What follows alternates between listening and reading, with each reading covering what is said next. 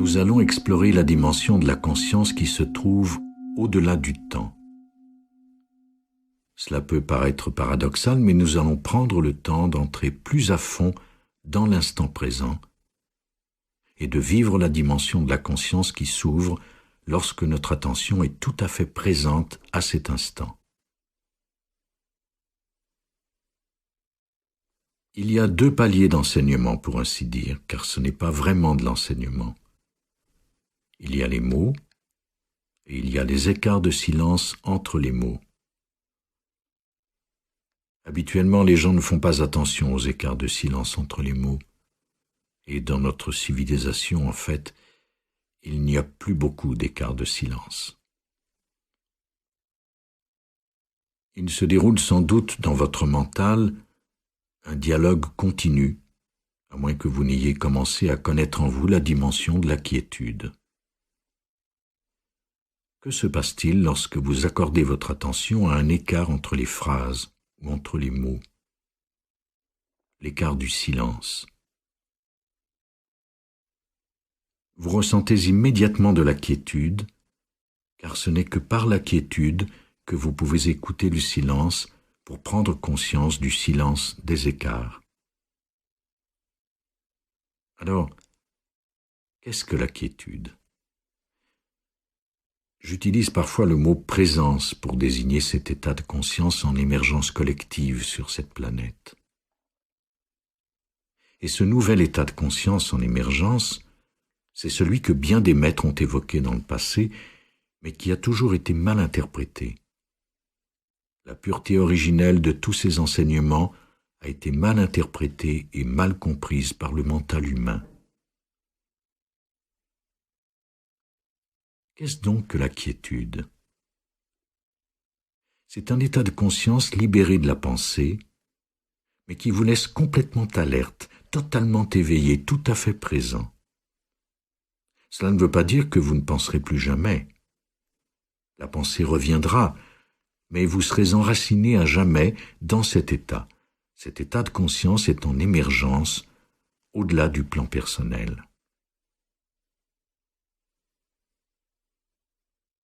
Sur le plan personnel, vous vous dites peut-être que je suis en train de vous exposer des choses utiles, comment vivre libéré des problèmes, libéré de la souffrance, libéré des conflits. Mais cela dépasse largement le plan personnel. Et l'essentiel de ce dont je parle, ce que je désigne, vous ne pouvez vraiment le comprendre au moyen du mental, car l'essentiel se trouve précisément au-delà de ce dernier. Par mental, j'entends l'activité de la pensée, le bruit mental. La plupart des humains sont pris au piège de ce bruit mental continu et s'y identifient. Ils croient être ce bruit. Il se déroule dans leur tête un monologue et un dialogue continuel. Graduellement, on s'identifie au bruit mental et une image apparaît. C'est moi. Et on est complètement happé par ce courant continu de pensée incessante, et c'est votre sentiment du moi qui s'identifie à cela. Ainsi, cela devient mes problèmes, ma souffrance, et moi, que va-t-il m'arriver? C'est l'image mentale d'un sentiment de soi qui n'est jamais vraiment à l'aise, et tente toujours d'arriver quelque part sans jamais tout à fait y parvenir. Bien des fois, il croit y être pour s'apercevoir ensuite qu'il n'y est pas. Il essaie d'arriver à un certain état, à un soulagement, à un état de bonheur ou de béatitude, d'accomplissement, de perfection.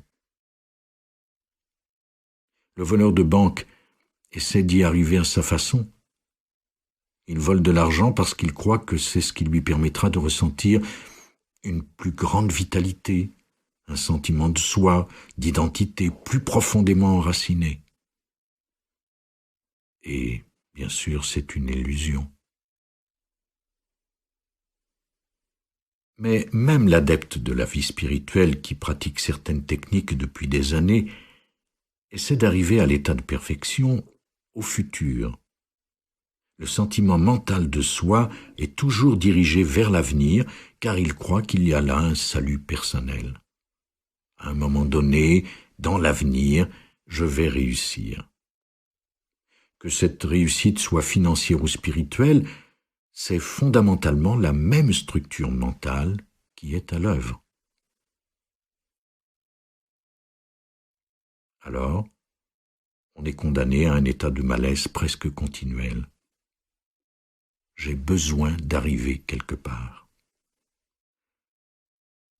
Cet instant n'est jamais tout à fait comme il faut, ou très rarement. Le soulagement ne vient que lorsqu'un désir est comblé.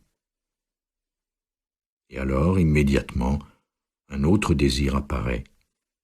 Il est intéressant d'observer ce malaise concernant ce qui est, dans l'instant présent.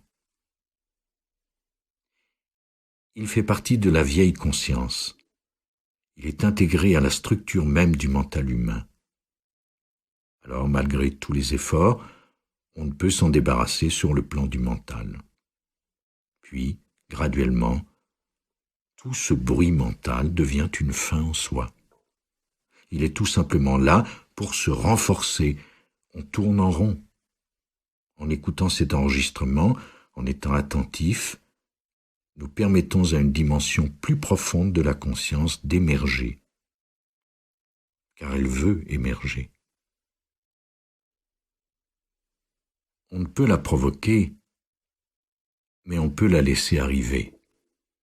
La plénitude même de votre existence d'être humain sur cette planète, c'est l'épanouissement de la conscience. C'est le fait de sortir de l'être conditionné, du mental conditionné. Tout le bruit mental est conditionné par le passé.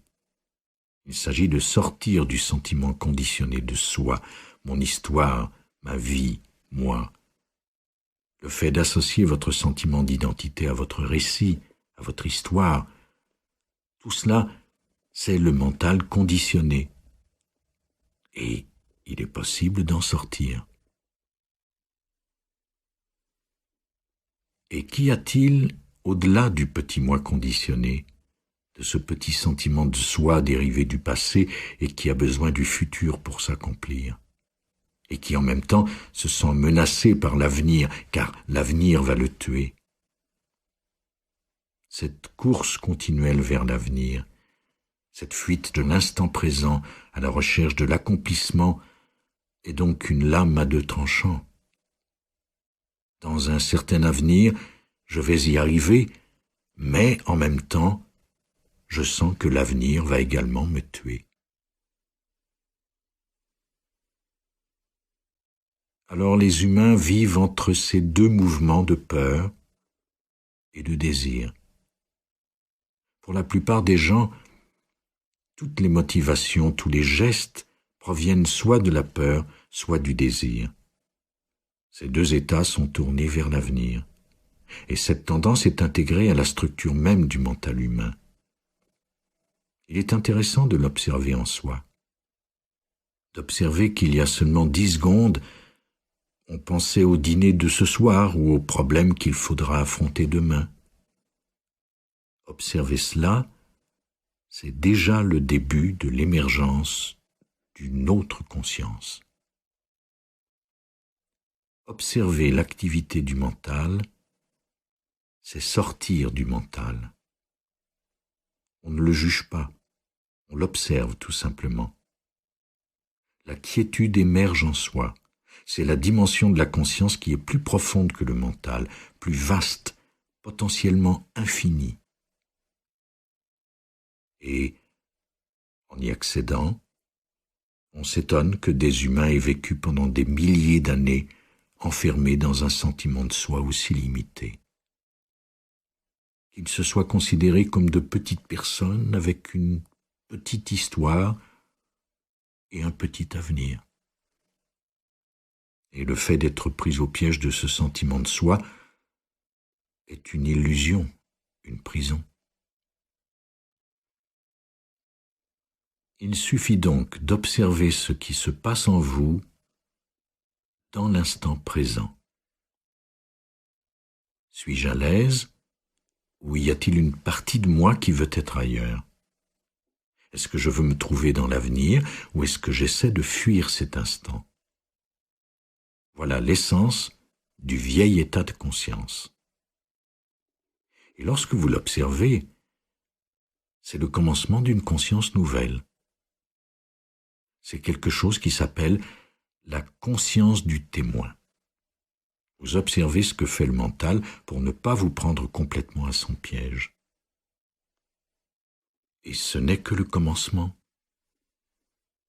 Par la suite, cela émerge avec plus de profondeur et de plénitude dans l'état de quiétude que vous ressentez peut-être même en de brefs moments et peut-être justement en cet instant où le mental n'est plus en mouvement. Vous êtes alerte, complètement présent, complètement ouvert à la vitalité du moment. La plupart des humains en sont parfaitement inconscients. En fait, un potentiel infini de vitalité se cache dans ce qui paraît si insignifiant au mental dans cet instant. On peut comparer celui-ci à l'atome. La chose la plus infime, lorsqu'elle s'ouvre, recèle une vaste énergie. Alors, l'énergie vitale même qui soutient tout l'univers, vous pouvez y accéder par la petite porte qui s'ouvre lorsque votre attention passe à cet instant. Et toujours, vous devenez très alerte, très présent. C'est la quiétude, la vigilance, la présence.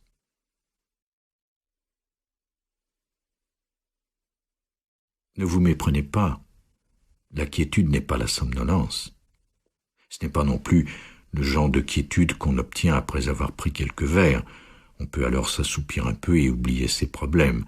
Les gens boivent parfois pour s'évader quelque temps du mental qui les torture en leur exposant leurs problèmes.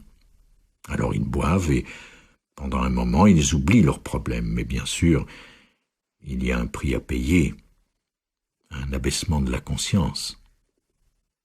On s'abaisse alors au règne végétal.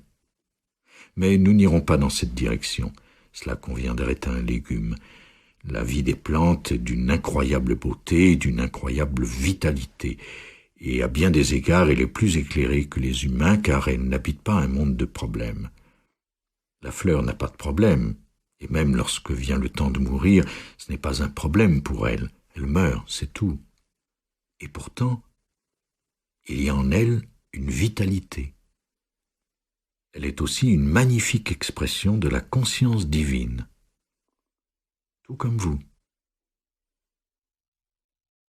Alors, nous allons dépasser la pensée pour atteindre un plus grand état d'éveil, de vigilance, de présence, en comparaison duquel la pensée est semblable au rêve, car ce dernier vous plonge dans la pensée, dans ce dialogue mental où vous n'êtes conscient de votre environnement que d'une façon périphérique. Car vous pourriez être en train de marcher dans les bois, dans l'environnement le plus magnifique, et être encore en train de penser à vos problèmes. Et mes problèmes, et moi, vous n'êtes pas présent. Si un événement vous donnait alors un petit choc, vous entreriez soudain, pendant un moment, dans un état de présence et de vigilance. Si vous étiez soudainement confronté à un ours, vous sortiriez de votre état de pensée, de vos problèmes, et vous verriez cet ours. Et cela, ce n'est pas un problème, mais une situation qui exige sans doute une certaine action. Vous vous éloignez ou vous faites du bruit, peu importe. C'est la caractéristique de cet état qui peut arriver accidentellement à certains humains dans certaines situations. Vous conduisez et soudain quelque chose tourne mal. Vous savez qu'un accident est imminent, que cela peut se produire en quelques secondes. Et vous conduisiez depuis 2 heures immergé dans votre monde de problèmes. Le stress, telle ou telle question à régler, soudain, tout cela disparaît. Voilà un exemple de l'émergence accidentelle de l'état de conscience dont je parle. Bien des gens ont raconté qu'ils savaient qu'un accident était inévitable, ils se sont soudainement trouvés dans un état intérieur de calme et de sérénité extrême. Ils étaient totalement présents et alertes. Toute peur les avait quittés. Ils ont survécu à l'incident et plus tard ils l'ont raconté. Ils ont dit « Comment cela a-t-il pu se passer ? Car c'était une situation tellement dangereuse. Et je me suis senti si serein soudainement. »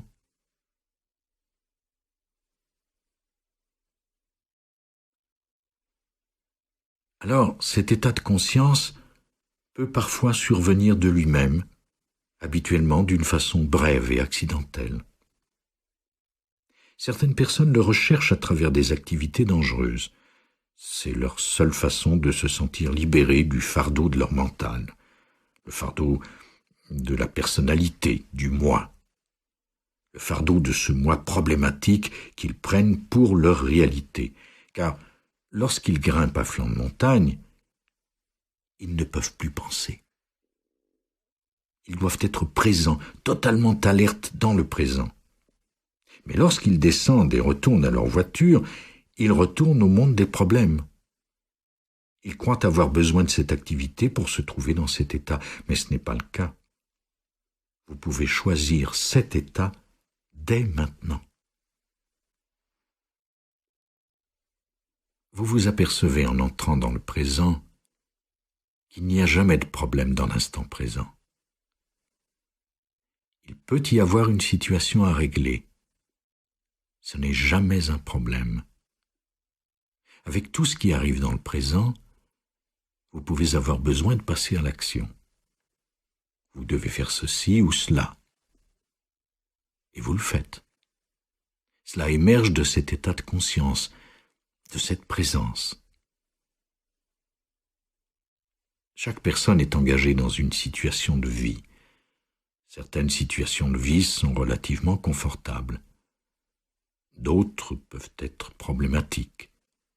Ce peut être un manque d'argent, des problèmes de santé, de relations, de travail, des problèmes de tout genre complètement fictifs créés par le mental.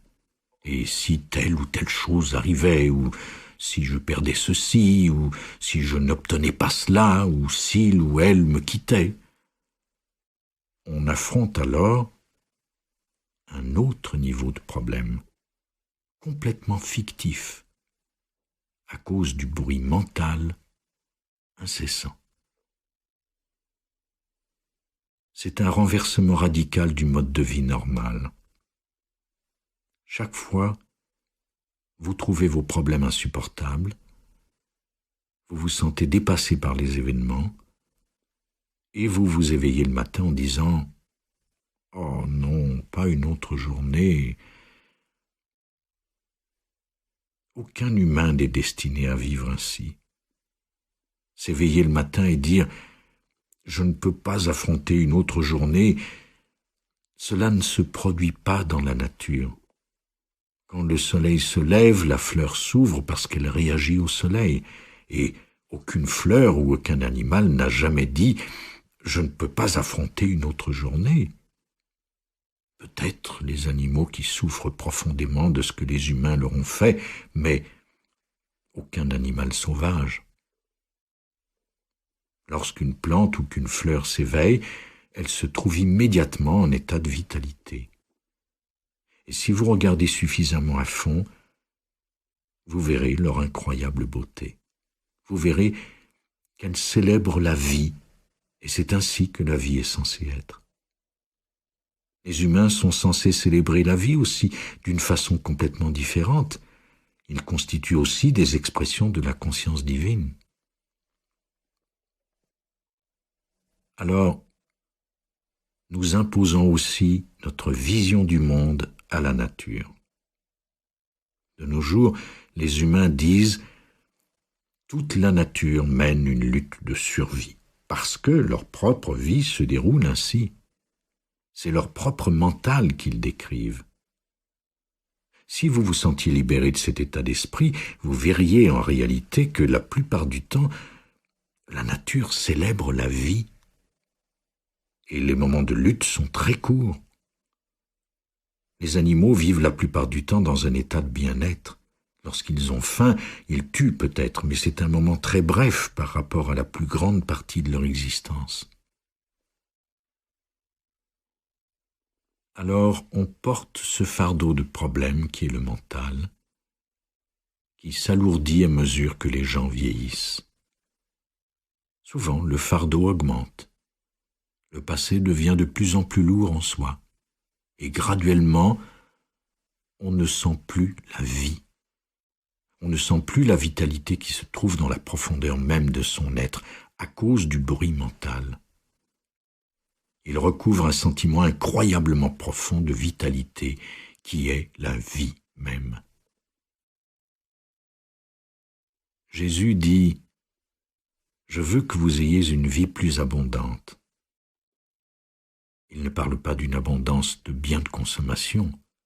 Il ne parle pas d'un plus grand nombre de centres commerciaux. Il ne parle pas des choses de la vie. Il parle de la vie même, la vitalité de la vie.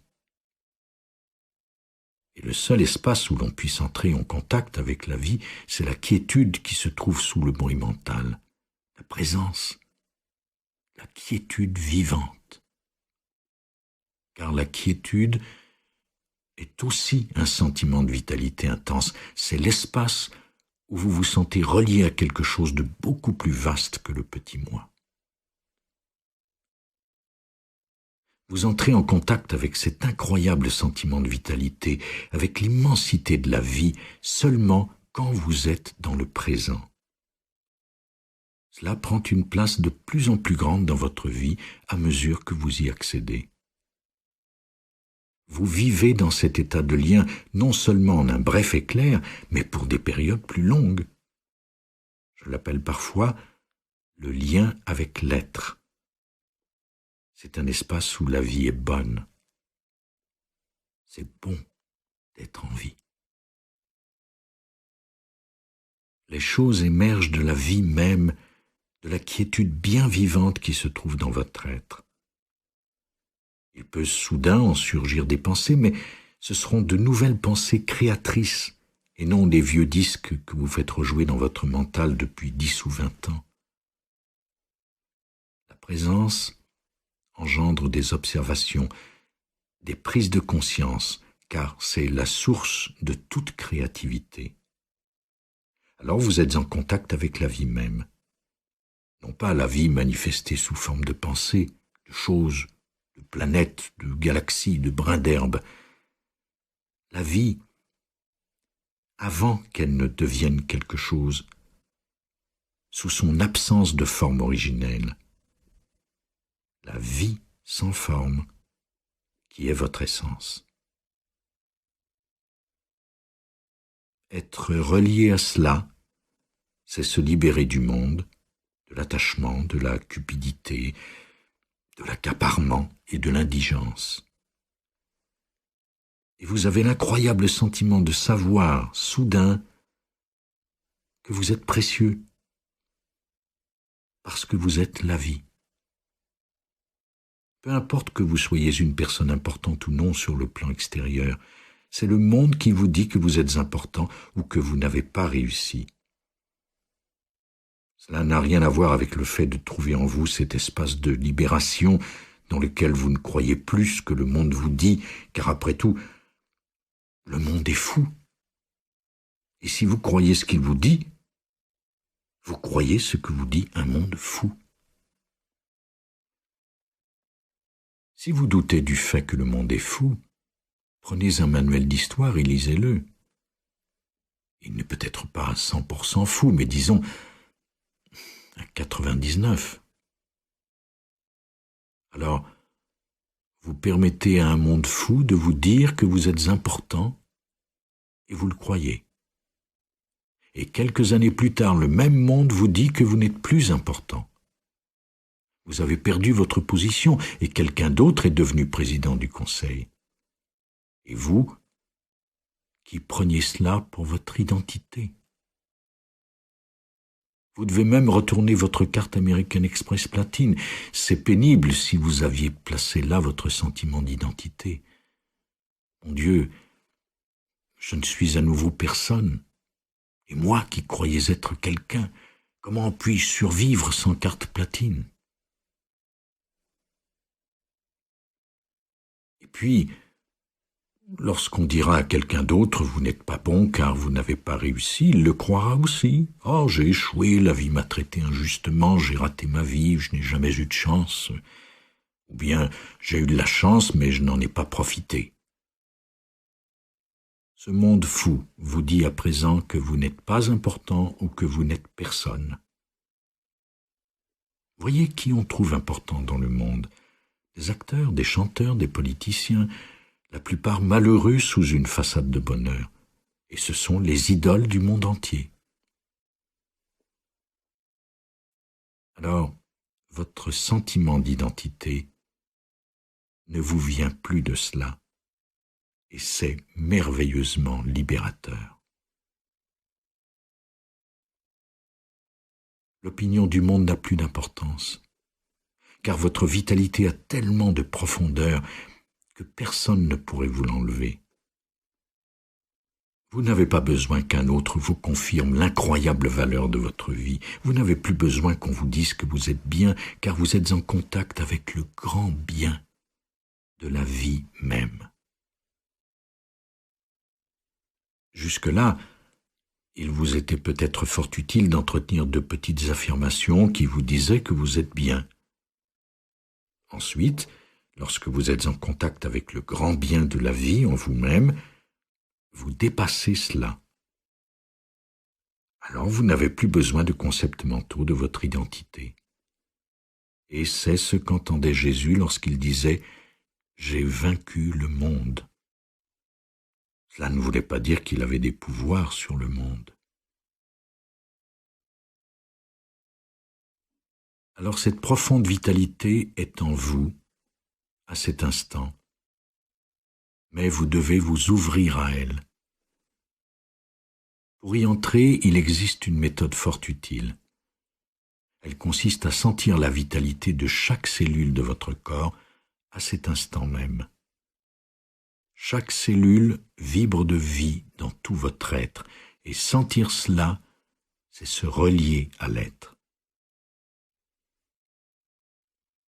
Remarquez bien lorsque votre attention passe à votre corps, dans le champ d'énergie intérieure de votre corps. J'appelle cela le corps intérieur, mais vous pouvez aussi l'appeler le corps de joie, car il y a là une joie profonde et vivante. Lorsque votre attention s'y trouve, le bruit cesse soudainement dans votre tête, car l'attention est passée de la tête à l'être. Et alors, vous êtes enraciné dans le présent.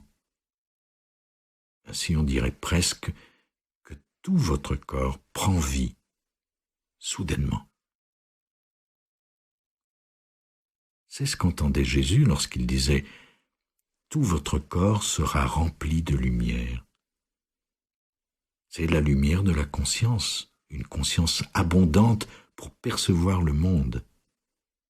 Vous êtes enraciné dans le présent, c'est l'ouverture, c'est la porte.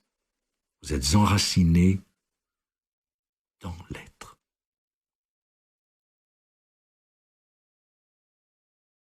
D'une forme ou une autre. Chaque organe ou cellule a une vaste intelligence que le mental humain ne pourra jamais comprendre. Même dans 1000 ans, nous serons encore en train d'explorer le fonctionnement du corps. Et il est si facile de se relier à une intelligence plus grande que le mental. Il vous suffit de sentir la vitalité du corps intérieur pour bientôt arriver à sentir sa joie, la joie de la vie même. Et elle ne dépend pas de votre situation de vie, car les situations vont et viennent. Présentement, elles peuvent être négatives ou positives, elles restent rarement les mêmes. Si à l'heure actuelle elles sont positives, elles deviendront peut-être négatives l'an prochain, elles fluctuent constamment, mais il y a un espace qui en est libéré. Des gens qui m'ont écrit d'une prison sont en train de pratiquer cela, de vivre cela, et découvrent une joie et une vitalité intense, malgré les conditions misérables de leur vie extérieure. Alors, ces circonstances extérieures, c'est ce que j'appelle votre situation de vie. Elle peut être bonne, mauvaise, indifférente. Elle change. On perd, on gagne. Les situations de vie sont en fluctuation constante, et même la personne qui a connu la plus grande réussite finit par connaître la vieillesse, la perte de la beauté, de la richesse ou de la mobilité. Sur le plan extérieur, rien n'est permanent. Le Bouddha a découvert cela. Tout est transitoire. Et pourtant, il existe un espace dans lequel vous êtes libéré de ces choses. Ces choses ne peuvent plus influencer la réalité de votre état d'être. Alors, vous vous libérez du monde. Et cela n'a aucune importance. Si vous êtes maintenant sans abri, vous vous dites peut-être « D'accord, je dois d'abord me trouver une maison, puis je vais pratiquer l'introspection et la conscience du présent. » Car il y a une peur qui est un conditionnement du mental et qui dit « Si j'entre profondément dans le présent maintenant, je serai coincé dans ce présent que je n'aime pas et dans lequel je me trouve. » Cette résistance est très subtile. « Je n'aime pas ma situation de vie, dit le mental. Alors, je n'entre pas dans le présent, car je ne veux pas être dans le présent. Je veux aller dans l'avenir. Et lorsque j'arriverai à l'avenir, c'est là que j'irai dans le présent. » Peut-être cette carte American Express platine me permettra-t-elle d'entrer dans le présent. Et bien sûr, le miracle, c'est que vous le faites déjà. Peu importe la condition de votre vie, vous n'avez aucune excuse pour ne pas y arriver. Et la façon la plus rapide de sortir d'une situation indésirable, de sans-abri, de prisonnier, de pauvre, ou même d'une condition physique, la façon la plus rapide consiste à entrer dans le moment présent et de se relier à l'immense vitalité qui n'attend que soi. Votre pratique ne se limite pas à rester assis immobile dans votre chambre. Il ne suffit pas de pratiquer la méditation, c'est une façon d'être qui vous permet de commencer à vous établir dans cet état de lien. Et vous remarquerez soudain une plus grande créativité dans votre vie, davantage d'observations intérieures, de prise de conscience des gestes à poser. Vous vous éveillez et soudain, vous savez, « Ah, voici ce que j'ai à faire. » Car ces observations proviennent de cet état.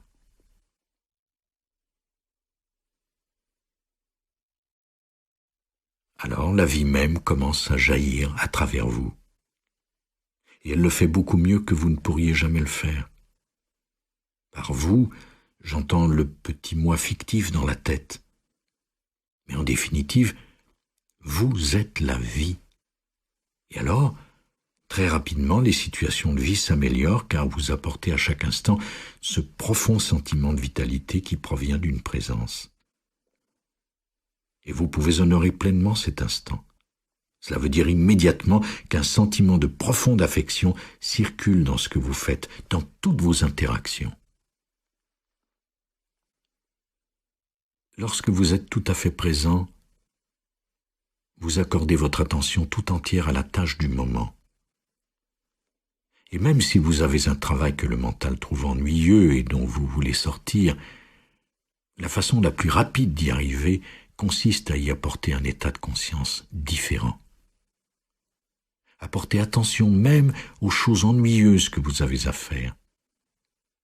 Alors, la résistance au présent disparaît soudainement. Et la résistance au présent est un aspect essentiel du mental conditionné. C'est une lutte constante contre cet instant. Maintenant, je ne veux pas être ici, j'ai besoin d'être ailleurs. Lorsque la résistance au présent disparaît, la vie peut circuler librement à travers vous. Alors, les problèmes disparaissent. Et bien sûr, on ne crée plus de problèmes. Des défis se présentent encore, mais on y réagit dans le présent. À partir de ce sentiment de présence et de vitalité, on voit ce qu'on peut faire à présent à propos de cette situation et on devient calme et l'action émerge de cet état. On ne traîne plus l'atroce pensée « Oh, moi et mes problèmes » et on ne s'éveille plus jamais le matin en disant « Je ne peux plus supporter une autre journée ». C'est une condition affreuse dans laquelle se trouvent cependant bien des humains. Alors, vous vous éveillerez en ouvrant les yeux et le mental ne commencera pas immédiatement à vous énumérer vos problèmes et à vous écraser sous un fardeau qui vous fait dire « Oh, je n'en peux plus ».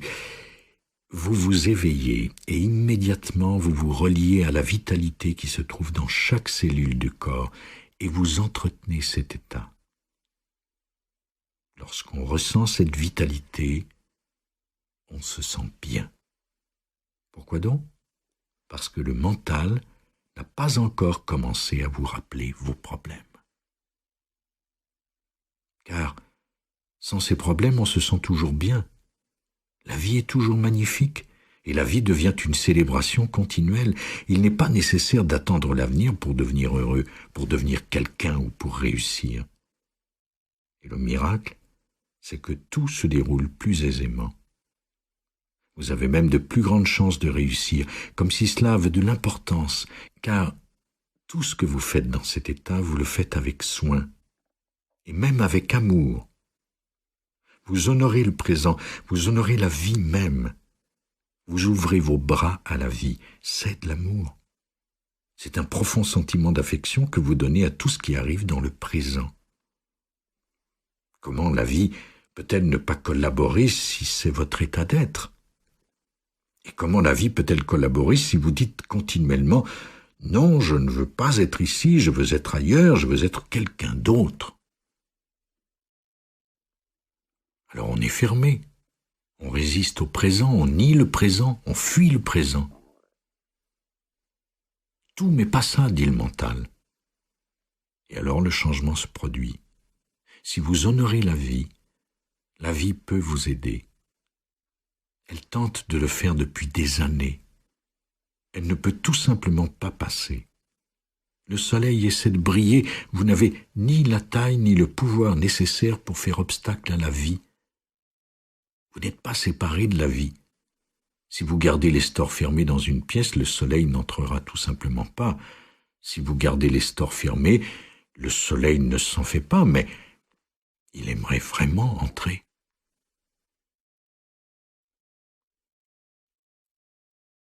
Voilà donc l'état de non-résistance au moment présent.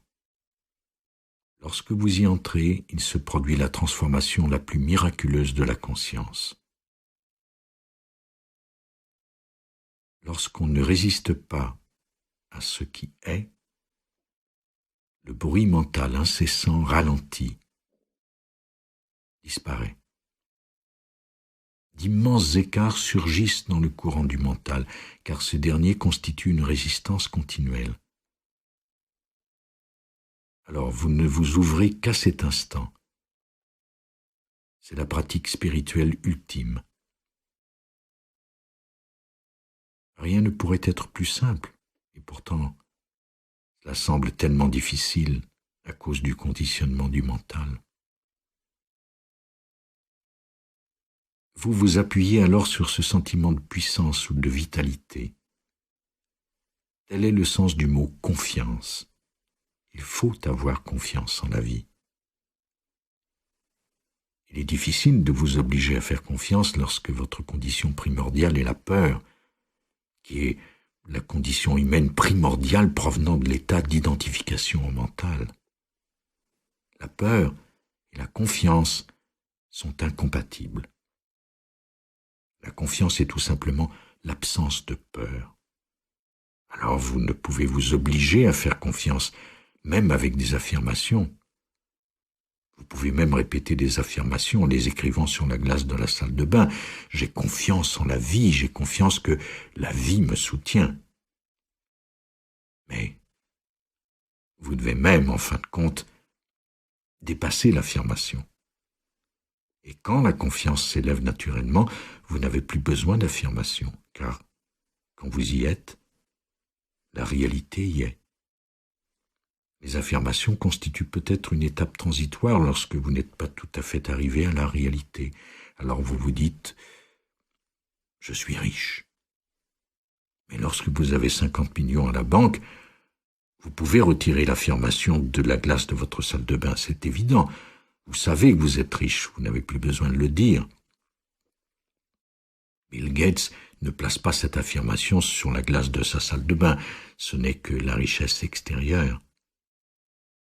Cela ne va pas le sauver.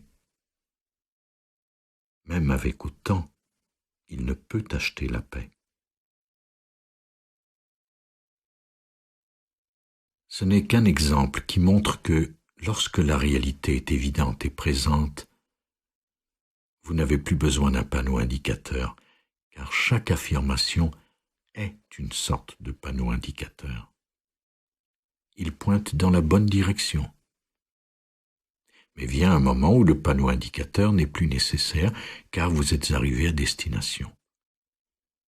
La confiance, c'est lorsque vous sentez que vous êtes entré dans le corps intérieur, puis vous percevez une sensation subtile, et ensuite vous sentez de plus en plus intensément le pouvoir, la vitalité, la quiétude et l'incroyable énergie qu'il y a derrière cela. Et alors vous savez que, sur le plan le plus fondamental, je suis cela. Je ne suis pas le petit moi dans la tête. Et cela vit et agit à travers vous. Ce pouvoir est là. Et lorsque vous savez que vous êtes cela, vient la confiance. Alors, soudain, la confiance est votre état naturel. Vous ne cherchez plus cet état. Le concept de confiance disparaît car il est tellement naturel que vous n'avez plus de mots pour le désigner.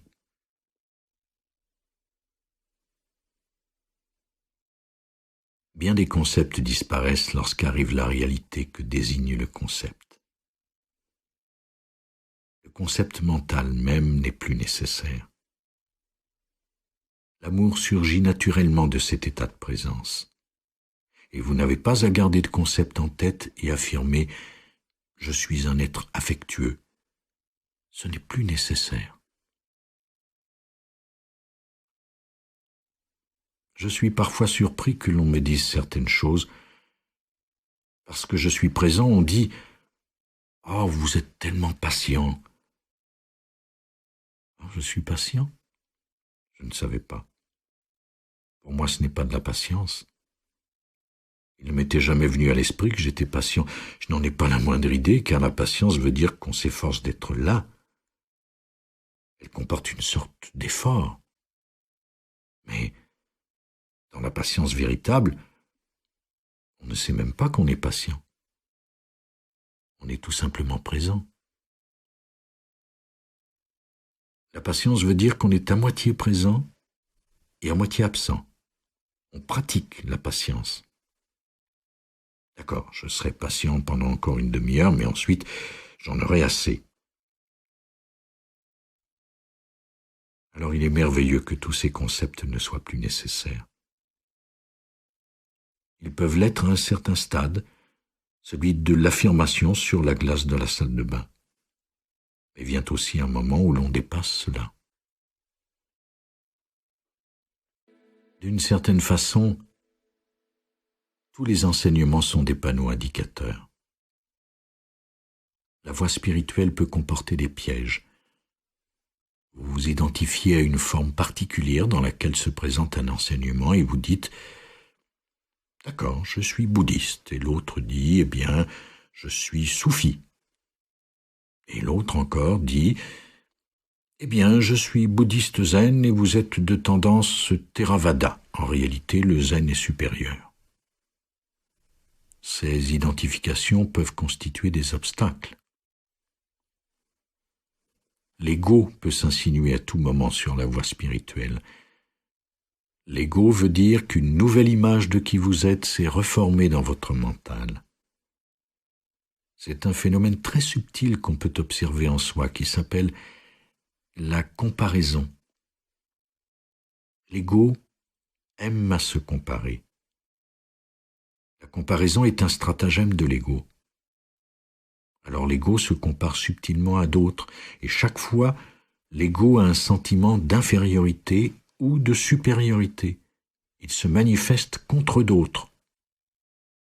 Je ne suis peut-être pas aussi bien que cette personne, ou aussi savant, ou aussi spirituel que tel autre. Voilà l'ego. Ou lorsqu'on se dit « je suis plus spirituel que cette personne, je pratique depuis plus longtemps », ou « ma tradition est meilleure que celle de cette personne », alors c'est l'ego supérieur qui intervient. L'ego s'adonne à ce jeu même pour avoir une image de vous-même en tant qu'être spirituel. Le fait d'essayer de vivre selon une image mentale, d'essayer d'être spirituel, de se considérer comme un être spirituel, est un autre piège de l'ego. Alors on devient plus inconscient à certains égards. Et malgré votre pratique de la méditation, si vous avez de vous-même l'image d'un être spirituel, vous devez nier beaucoup de choses qui surviennent en vous. Si vous les regardiez ouvertement, ils vous diraient « Oh non, tu n'es pas si spirituel ». Vous devez les repousser. S'il survient de la colère, par exemple, et si cela ne convient plus à votre image de vous-même, vous la repoussez. Et alors, elle continue d'accumuler de l'énergie comme dans une bouilloire. C'est une bouilloire sur laquelle vous avez mis le couvercle et la vapeur s'accumule et alors soudain, vous éclatez. Vous êtes déprimé. Dans le christianisme, on a souvent tenté de vivre selon l'image qu'on se fait d'un bon chrétien. On fait beaucoup d'efforts, et dans ce cas, tout ce qui ne convient pas à cette image doit être repoussé. Mais on ne peut pas le repousser à jamais. À un certain point, l'inconscience émerge à nouveau et vous noie dans la rage, l'anxiété, la dépression, les sautes d'humeur. Une humeur sombre surgit soudain. Ainsi, la présence consiste à vivre libéré d'images de soi, car elles viennent du mental. Elles proviennent d'un conditionnement. Vivez libéré d'une image qui vous dit qui vous êtes, car vous n'en avez pas besoin.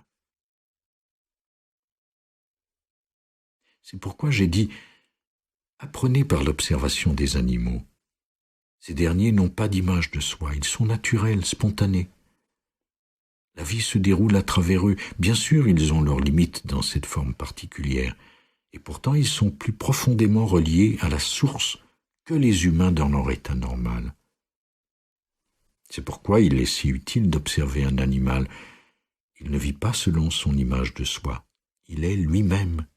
C'est son état naturel. Et c'est à cela que nous retournons. En Inde, on utilise parfois cette expression « l'état naturel que les humains ont perdu il y a longtemps ». Il est merveilleux d'y retourner. Alors, observez tout simplement lorsqu'une nouvelle image de soi se forme ou qu'une vieille image de soi revient. Prenez conscience des comparaisons, de la comparaison en tant que stratagème de l'ego. Subtilement, on se trouve mieux ou pas aussi bien qu'un autre. Voilà l'ego. Mieux ou pas aussi bien. Être sur la défensive est un autre indice que vous vivez selon l'image que vous avez de vous-même. Vous êtes sur la défensive lorsque quelqu'un met en question vos croyances ou ce que vous avez affirmé, doute de telle ou telle chose que vous associez à l'image que vous avez de vous-même. Vous êtes toujours en train de défendre une image. Votre nature véritable n'a pas besoin d'être défendue. Votre nature véritable est si forte qu'elle ne peut subir d'attaque. Elle dépasse tout ce qui pourrait être jugé ou attaqué. Lorsque vous observez, vous n'êtes plus pris au piège de ce mouvement inconscient. L'inconditionné surgit lorsque vous observez qu'une image a surgi dans votre mental et que vous vous y êtes identifié. Vous en prenez soudainement conscience.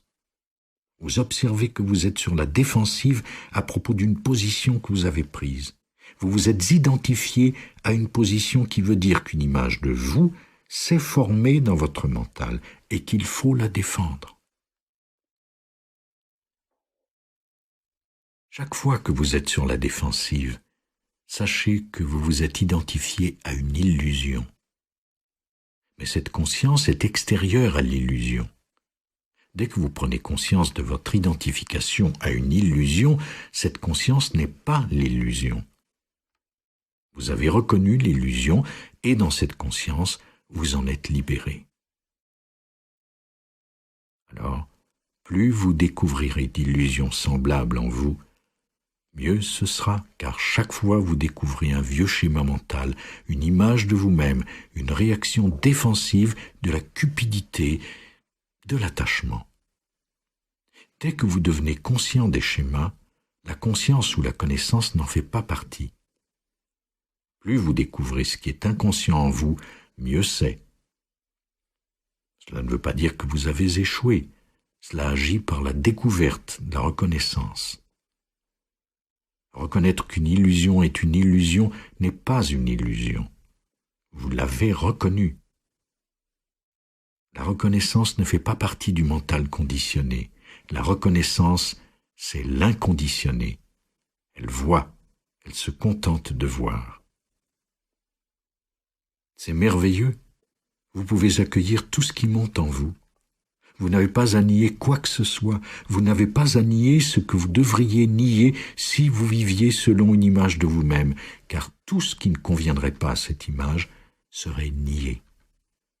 Vous accueillez tout ce qui monte, les schémas émotionnels, les schémas mentaux, et ensuite vous les reconnaissez à mesure qu'ils surviennent. Le fait d'accueillir implique une conscience, et celle-ci ne fait pas partie du mental conditionné. Quand je dis « laisser monter », cela implique une présence qui observe le schéma à mesure qu'il se déroule, soit dans votre tête ou à l'extérieur en tant que schéma de comportement lorsque vous parlez à quelqu'un. Contentez-vous d'observer. Plus vous voyez, plus la conscience grandit. Plus vous découvrez des schémas inconscients en vous-même, plus la conscience grandit. Alors, il ne vous vient plus à l'esprit de dire « Oh, je ne devrais pas me sentir ainsi, je ne devrais pas avoir cette pensée, je ne devrais pas... » Cela n'arrive plus. Le fait de laisser monter les états intérieurs constitue une pratique merveilleusement libératrice. Vous savez alors qu'aucun état intérieur n'est vraiment vous. Aucun état conditionné n'est votre nature véritable. C'est pourquoi vous êtes libre de les laisser monter en vous, tous ces états. Autrement, si la colère monte et que vous vous identifiez à elle, vous vous dites « Je ne dois pas être cela, je suis sur la voie spirituelle depuis tellement d'années, et j'ai encore toute cette colère, je ne devrais pas. » Alors, vous voudriez la réprimer ou la nier et dire « Non, je ne suis pas en colère, je ne suis jamais en colère, ne m'accusez pas d'être en colère, c'est vous qui êtes en colère. » Ce sont des interactions typiques entre égaux. Moi inconscient, c'est vous qui êtes inconscient.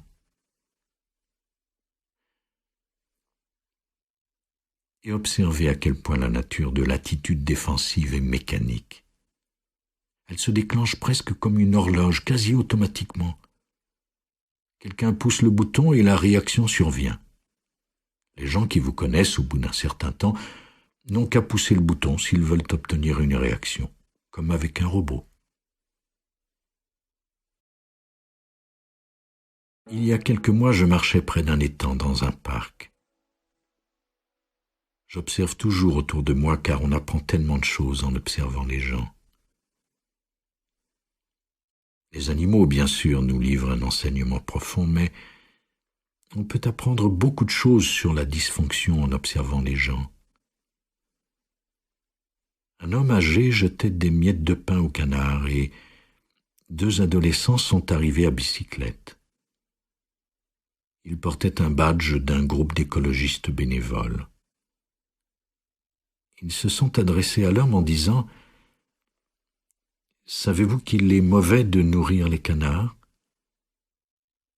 Les miettes de pain remplissent leur estomac et ne sont pas assez nourrissantes. »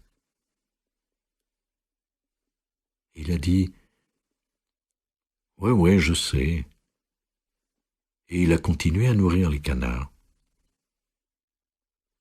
Ils ont parlé un peu plus, et alors est survenue l'attitude défensive. Il a vraiment admis qu'il savait que c'était mauvais pour eux, mais que d'une façon cela lui faisait plaisir. C'est peut-être la seule interaction qu'il avait dans la vie, nourrir les canards.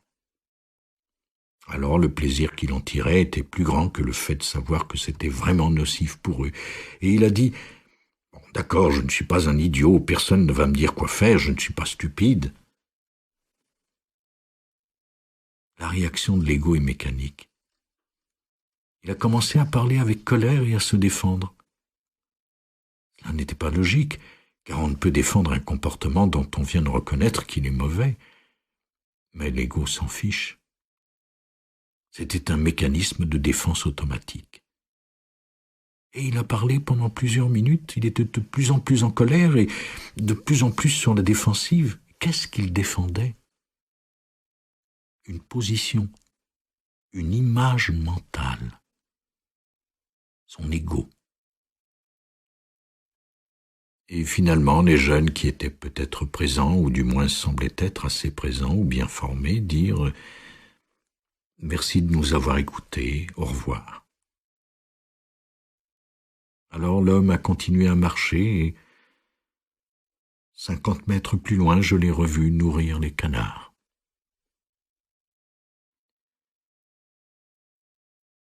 Voyons maintenant ce qui serait arrivé s'il avait été vraiment présent à ce moment. Rejouons le même scénario. Il nourrit les canards et les jeunes arrivent et disent « Savez-vous que c'est nocif ?» La première affirmation était peut-être vraie.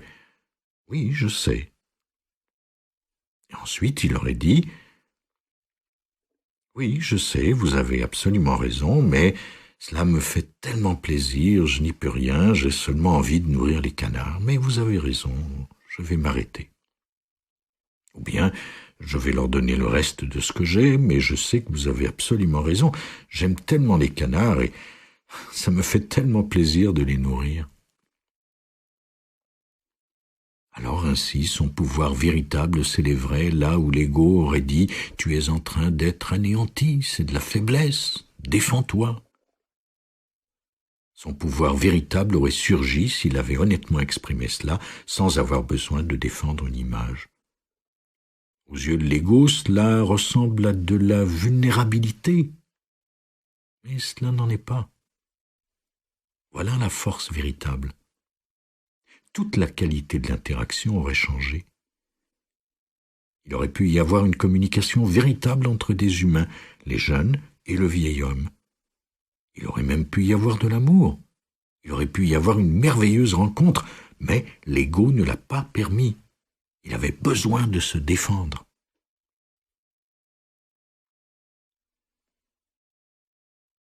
Les gens s'enfoncent de plus en plus dans ce piège. Ce n'est qu'un minuscule exemple. Imaginez quelqu'un qui passe toute sa vie ainsi, et c'est le cas de la plupart des gens. Peut-être vous reconnaissez-vous en partie, parfois plus qu'un peu dans votre vie.